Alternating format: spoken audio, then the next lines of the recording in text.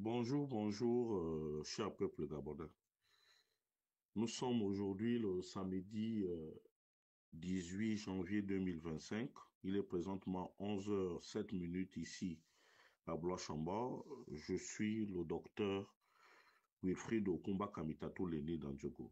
Ce matin, je dépose mes valises chez son Excellence, M. Brice Clotaire Oligui, le président de la transition.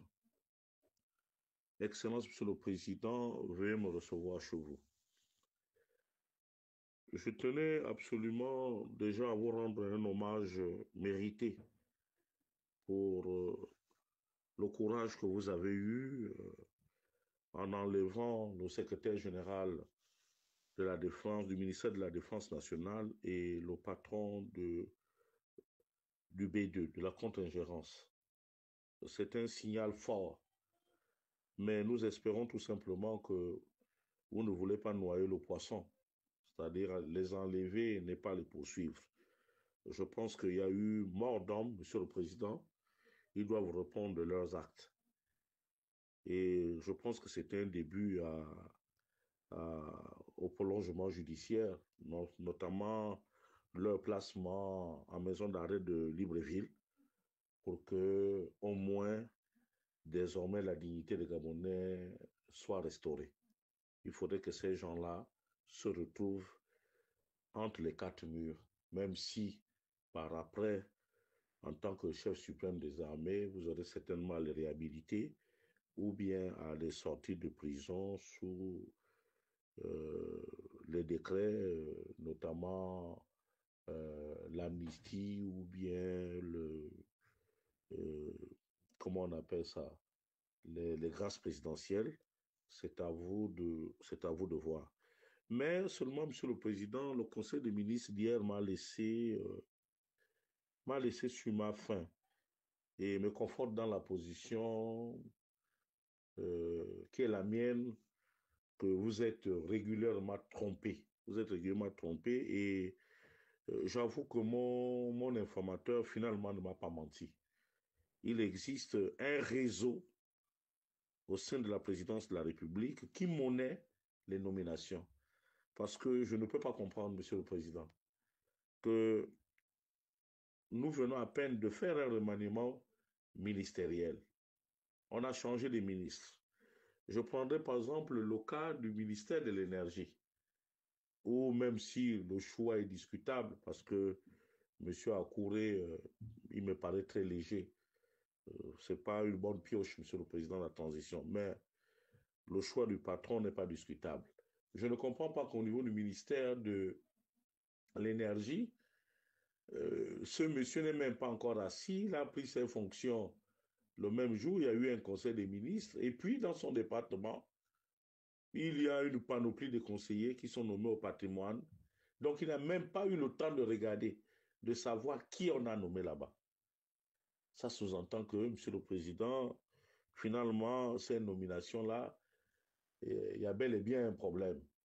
Il y a bien une manipulation au niveau des services de la présidence de la République. Et l'information que l'on m'a donnée, qu'un certain Gaouma serait au cœur de ce scandale-là pour la vente des nominations. La deuxième chose, qu'il vous plaise, Monsieur le Président, je n'ai pas compris le retour de Monsieur Pascal Ogowe-Siffon. Premièrement, il viole, il fait des partouzes dans son hôtel à Cap-Caravan.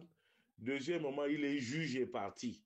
Aujourd'hui, il utilise l'argent de l'État, Monsieur le Président, pour faire briller son hôtel à lui. Là-bas, désormais, on construit des barges.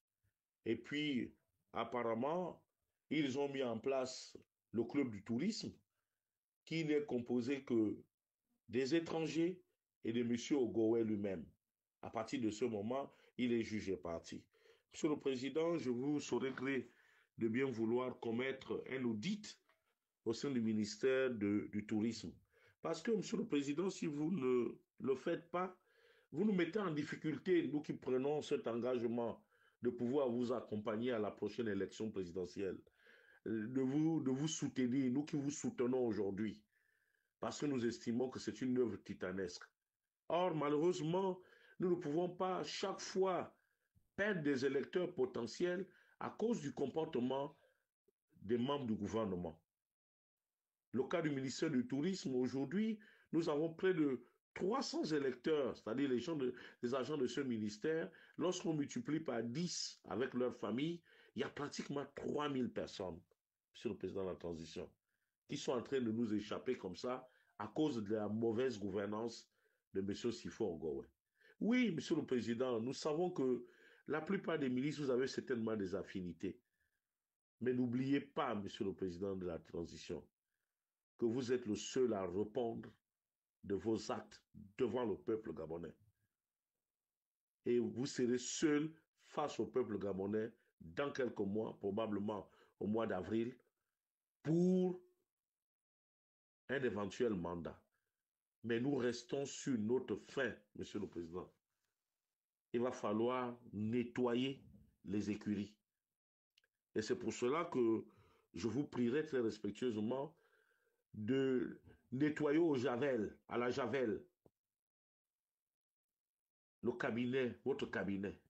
Il y a trop d'intrus, il y a trop de personnes mal intentionnées, et il y en a même qui prennent vos prérogatives, qui sont devenus même les califes à la place du calife, qui enferment les gens, qui manipulent les Gabonais, qui volent, qui détournent.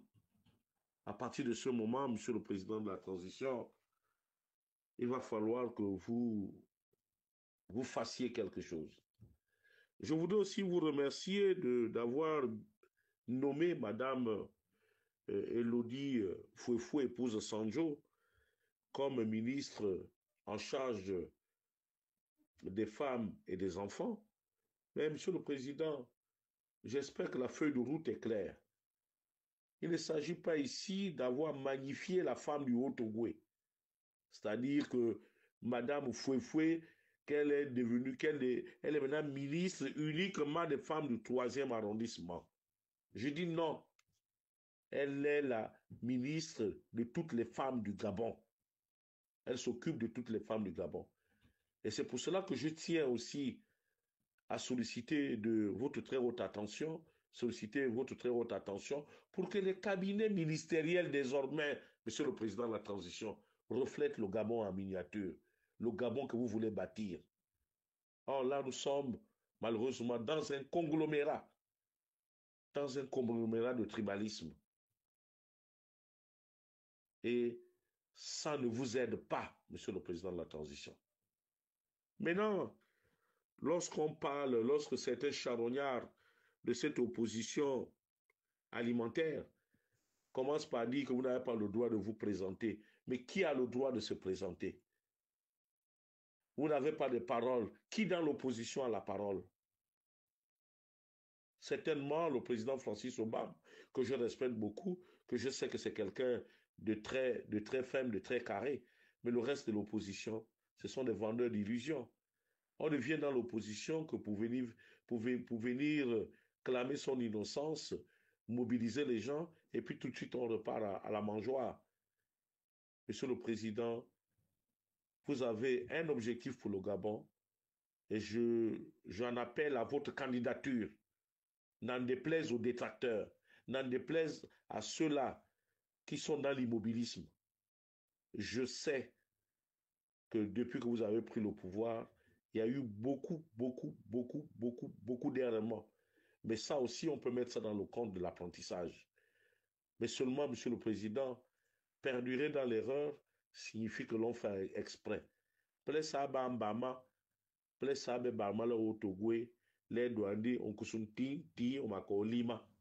Donc, à partir de ce moment, oui, ma bouno ya mpo entina, otama anayo boni, otama anayo, ma kasi avoir, Monsieur le Président. L'autre problème qui m'amène vers vous ce matin, Monsieur le Président, c'est la situation de la route d'Andjogo, Monsieur le Président. Nous n'avons pas de directeurs généraux, nous n'avons pas de ministre, nous n'avons personne. La seule personne qui compte pour nous et qui peut nous rendre heureux, il n'y a que vous, Monsieur le Président de la transition. Comment comprendre que pendant que vous êtes là, un Irakien brave votre autorité parce qu'il serait propriétaire d'une carrière de l'autre côté de Mvuna là-bas. Le pont est cassé, Monsieur le Président. Il a bousillé, malgré les injonctions du gouverneur, malgré les injonctions du préfet, malgré les injonctions des autorités provinciales du Haut-Ogooué. Ce monsieur-là ne fait qu'à sa tête. C'est pour cela que ne soyez pas surpris, Monsieur le Président, que les populations de Mvuna, que les populations du district de l'Ekabi se lèvent et se fassent justice devant ce que nous appelons une défiance de l'autorité de l'État.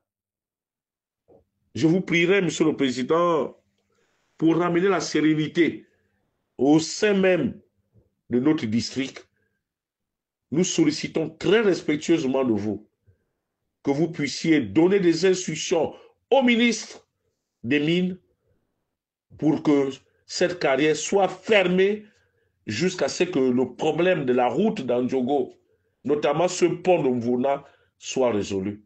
Dans quelques mois, nous allons partir aux élections, Monsieur le Président de la transition. Nous faisons nos emplettes. Nous n'achetons le pétrole à manger qu'à Franceville. Si ce pont est cassé, comment faire pour vivre, Monsieur le Président de la transition? Nous vous savons très réactifs, mais essayez de régler cette affaire-là, Monsieur le Président de la transition.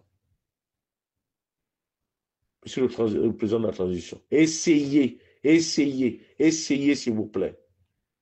Je terminerai mes propos ce matin pour dire que je suis un peu déçu par l'attitude du Haut-Ogooué. N'en déplaise à ceux-là au chantre de l'immobilisme. Mais je dis, toi Jean-Clément Osunga, toi Théodore Ayembe, toi Okuma Jean-Roger, toi Thomas Langui, toi Vanzolo, toi Zamunda, toi Makila, toi Esanga Saturnin et les autres que je ne peux pas citer ici. J'ai dit, nous avons une obligation d'aider le président de la transition. Aider le président de la transition, ce n'est pas rester dans vos maisons. Je sais que depuis que le président est là, il ne nous a pas cadoté de voitures comme il donne partout dans le Wellington, à gauche et à droite. Mais nous sommes d'abord ses frères. Nous ne sommes pas avec lui par rapport au matériel. Je suis déçu que les centres d'enrôlement ne sont pas pris d'assaut par nous, la jeunesse de Franceville, par nous, la jeunesse du Haut-Ogooué. Je n'accepte pas que les femmes me battent encore. Parce que là, nous sommes au temps additionnel. Nous sommes à un but partout. Nous avons gagné lors de la tournée républicaine. Nous avons lâché de l'Est lors du référendum. Nous avons été battus. Les femmes ont été au-dessus de nous. Je n'accepte pas d'être battu pendant la présidentielle par les femmes. Je milite pour un 100% dans le Haut-Ogooué. C'est pour cela qu'il va falloir. C'est pour cela qu'il va falloir que le Haut-Ogooué se mobilise. Parce que la mobilisation ne suffit pas seulement lorsqu'on vous donne les fameux décrets là pour vous enrichir. Monsieur le haut représentant du président de la République, le premier responsable politique du Haut-Ogooué, monsieur Jean-Pierre Oyeba, monsieur Luther Abouna, monsieur Malcolm Diono Ngomanda, monsieur Kiki Anoué, madame Onkanoa, monsieur Marcel Abeke, madame Elodie Fouefoué, monsieur Gilles Nembe, monsieur Jeannot Kalima, et tous ceux-là qui ont bénéficié jusque-là des largesses de son Excellence M. Brice Clotaire Oligui-Nguema, vous devez mettre en place une cagnotte pour que la mobilisation soit générale, quitte à transporter les gens vers les centres de vote, d'enrôlement, pour que les gens puissent s'inscrire. Ça veut dans le Haut-Togo, nous n'avons plus honte. Les Monampang à Bangabo, Maya et Bire parce qu'ils sont mobilisés. Bokronya. Mais Dieu Siso, Kabamna, Doro, Dore, Timama doit dire les tendankumu, mais Bounani. Vous faites honte. Ce que je dis là, c'est valable pour l'ensemble du Haut-Togo. Vous êtes une honte pour les cadres du Haut-Togo. Où est votre mobilisation? À partir d'aujourd'hui, je vais faire la chasse à l'homme. Je vais vous pourrir la vie. Parce que nous devons absolument faire le 100%. Je dis bien, je vous le répète, que les femmes ne doivent pas me battre lors de la présidentielle. Vous devez vous débrouiller. Vous devez vous débrouiller. Lorsque Jean-Pierre prendra l'initiative, toujours lui. Lorsque Madame Lekogo va prendre l'initiative, toujours lui. Lorsque le grand Joachim Lekogo va prendre l'initiative, toujours lui. Lorsque, comment on appelle ça là, Nzogo Konyo va prendre l'initiative, toujours lui. Lorsque Luther Abouna va prendre l'initiative, toujours lui. Lorsque Yann Koubdieu va prendre l'initiative, toujours lui. Mais finalement, chers frères et sœurs du Haut-Togo, nous allons abandonner Brice au mains des femmes. Brice, à partir d'aujourd'hui, ne nomme plus les gens du Haut-Togo. Jusqu'à l'élection présidentielle, ne nomme plus. Ne nous nomme plus. Nous devons vous démontrer notre amour maternel, Monsieur le Président de la transition. Parce que ce que nous faisons là, c'est criminel. Vous nous avez tout donné. Vous nous avez sorti de l'impasse. Si Ondo Sala serait passé président, nous serions morts aujourd'hui. Merci, Brice. Moi, je n'ai rien. Mais cela ne m'empêche pas de pouvoir soutenir votre gestion, Monsieur le Président. Même si celle-ci va de manière... même si celle-ci est en dents de scie, mais je continue à mettre vos éléments dans l'apprentissage. Mais il va falloir que vous m'écoutiez aussi, Monsieur le Président de la transition. Pour terminer, je vous dis que vérifiez, il y a quand même quelque chose qui choque. Un ministre qu'on vient de nommer, il a une panoplie de nominations dans son ministère. Il y a quelque chose que nous ne comprenons pas. Il va falloir que vous veilliez vous-même à la gestion de ces nominations-là. Ça doit refléter le pays. Continuez à nommer les femmes. C'est normal. Ils méritent d'avoir tout ce qu'ils ont aujourd'hui. Parce qu'ils sont mobilisés. Mais attention, c'est devant, ce n'est pas derrière. Malgré tout ce que vous leur donnez, l'opposition farouche à votre personne vient toujours de chez ces gens-là. Finalement, ils cherchent quoi? Ils vous reconnaissent comme étant leur fils ou bien ils vous reconnaissent comme étant quelqu'un qui peut leur donner à manger et que vous n'êtes pas l'un de leurs. J'aimerais que les femmes me répondent à ce niveau-là. Monsieur le Président de la transition. À partir de demain, je vais être de plus en plus bavard. Mais je tiens à ce que, sous quelques jours, que le ministère du Tourisme reçoive les membres de la task force. Parce que là-bas, tout est complètement par terre et tout est complètement volé. Monsieur Sifon Ogowe Pascal est un voleur. J'ai la certitude et j'ai les preuves, Monsieur le Président. Il n'est pas interdit qu'un ministre en fonction soit jeté en prison. Monsieur Pascal Ogowe mérite d'aller en prison, Monsieur le Président. Je terminerai en vous disant que Port-Gentil pleure, Monsieur le Président de la transition. Port-Gentil n'a pas de ministre. Il n'y a rien. Oui, vous avez fait partir au gants, d'accord. Vous avez préféré privilégier votre ami qui ne fait que vous induire à l'erreur, qui vous a menti pendant plusieurs années en vous faisant croire qu'il était de Port-Gentil, alors qu'il est d'Omboué. Là, aujourd'hui, il vous amène Barbara Isaac, qui est à la fois d'Omboué et de Lambaréné. Aujourd'hui, les Orungo à Port-Gentil n'ont rien du tout. Je crois qu'à un moment donné, il va falloir régler la problématique de Port-Gentil. C'est la capitale économique.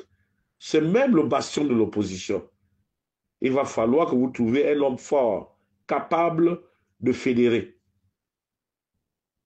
Et je crois humblement que je vous ai déjà suggéré certaines pistes. Monsieur le Président, qui veut aller loin, ménage sa monture. Le casting du dernier gouvernement, il est passable. Mais je continue à croire que ce sont les erreurs de casting. Vous voyez, aujourd'hui, tout le monde se plaint que Ulrich Badinga est allé en prison, mais ça a permis quoi? Au ministre Charles Mba de prendre son parent-enfant, en faire un directeur de cabinet. Donc, c'est des tribalistes, monsieur le président de la transition. Et qui ne dit pas que c'est Charles Mba qui est derrière toute cette machination. Je n'ai pas compris pourquoi vous avez adjoint la dette à ce monsieur qui est responsable du marasme économique dans lequel nous sommes aujourd'hui, monsieur le président. Je dis, autant vous êtes dur avec les Obamba, puisque lorsque je regarde bien votre fonctionnement, j'ai comme l'impression qu'il existe une lettre de cachet contre les Obamba. Mais je préfère ne pas en parler pour l'instant. Je préfère attendre les mois à venir pour voir comment vous allez essayer de régler la question des Obamba dans le Haut-Ogooué. Qu'avons-nous fait pour mériter ce que vous nous faites vivre aujourd'hui, monsieur le président de la transition? J'espère que vous me donnerez une réponse satisfaisante concernant la situation des Obamba. Dans le cas contraire, pourquoi ne pas nous éliminer et nous faire disparaître du Gabon? Parce que notre vie, elle devient de plus en plus difficile, Excellence. La situation des Obamba, nous regardons, nous perdons des positions chaque jour. Et qu'à cela ne tienne, nous restons fidèles à nos engagements parce que l'Obamba est un juif. L'Obamba est quelqu'un, quand il donne sa parole, il va jusqu'au bout. C'était Wilfried Okumba Kamitatou Leni Nandjogo depuis Boula Chambord. Je vous remercie.